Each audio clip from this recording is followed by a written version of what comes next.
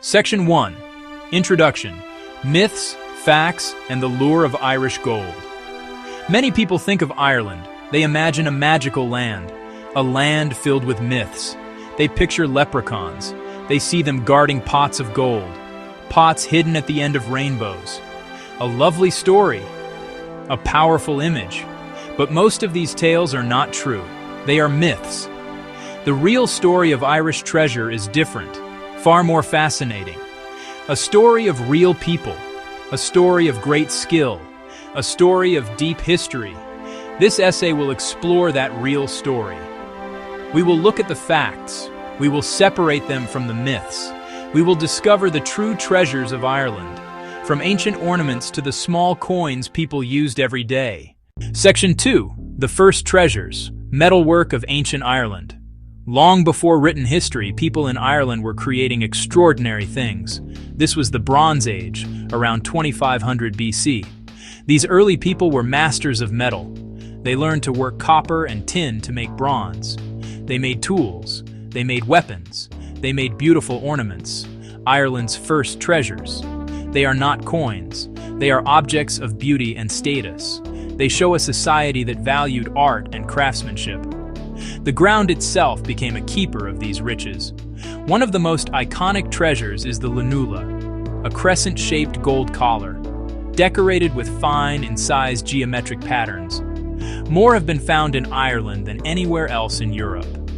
Ireland was a major center for gold working, likely worn by important people, chieftains or priests.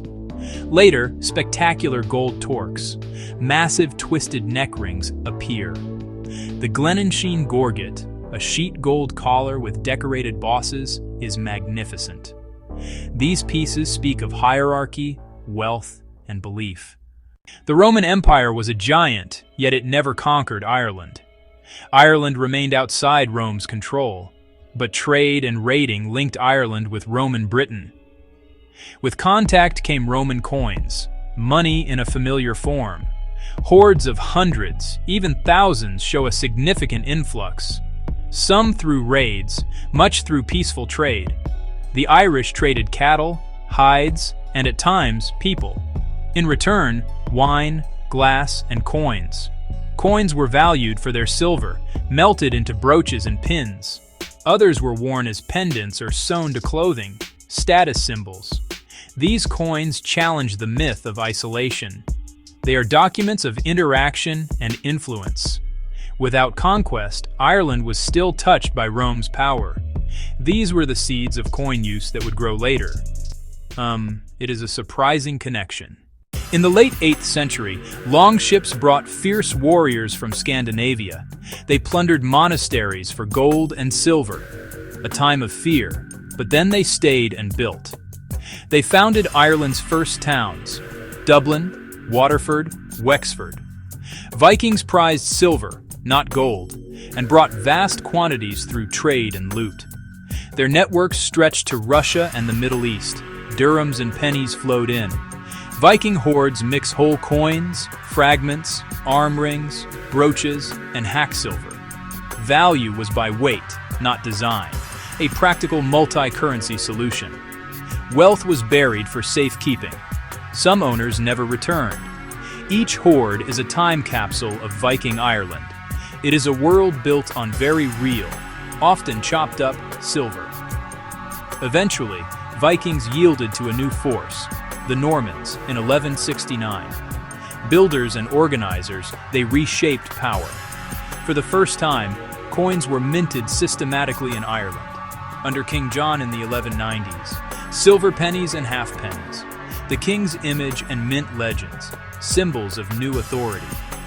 Coin use spread for pay, trade, and rent, though silver by weight lingered.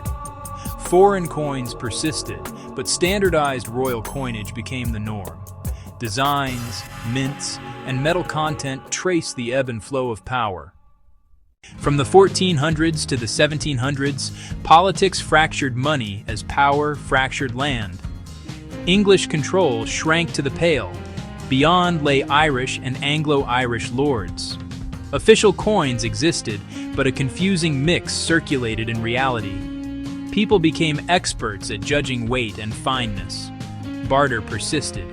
Cows, cloth, and goods still bought essentials. Foreign silver arrived via fish, wine, and wool trades, trusted for good silver. Local tokens emerged. The crown tried and often failed to suppress them. The Tudors tightened control. Elizabeth Thrumir issued new Irish coins. To fund war, she flooded Ireland with base coins that looked silver but were mostly copper. Markets rejected their face value. Chaos followed. Money became a weapon of war and control. The 1600s brought war, rebellion, and coin shortages. Emergency money, plate cut and stamped, kept besieged towns alive. These siege pieces are artifacts of survival under extreme pressure. Ireland's money story is kings and mints, and ordinary people coping.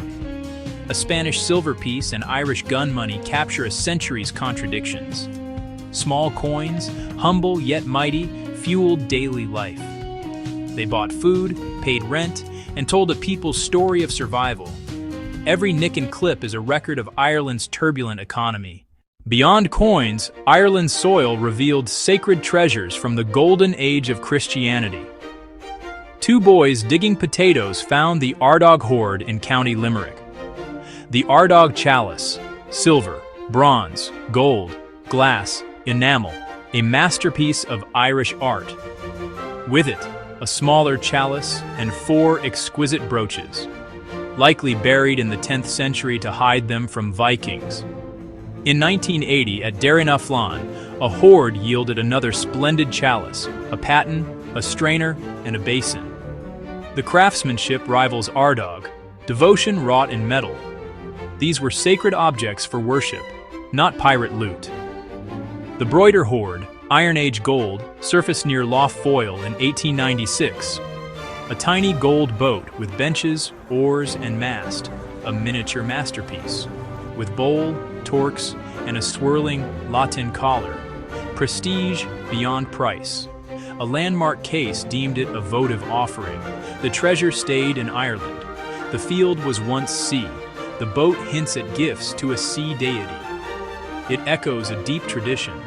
Treasure not hidden for gain, but given to the divine. Together, these hoards reveal faith, culture, and genius, the true wealth of early Ireland. The story continues. New discoveries appear every year. From chance finds to detectors, methods changed. Responsibilities grew. Without recorded context, much historical value is lost. Irish law requires reporting finds, so they're preserved and studied. Finders are rewarded. The public gains knowledge. X-rays reveal making. Chemistry traces metal sources.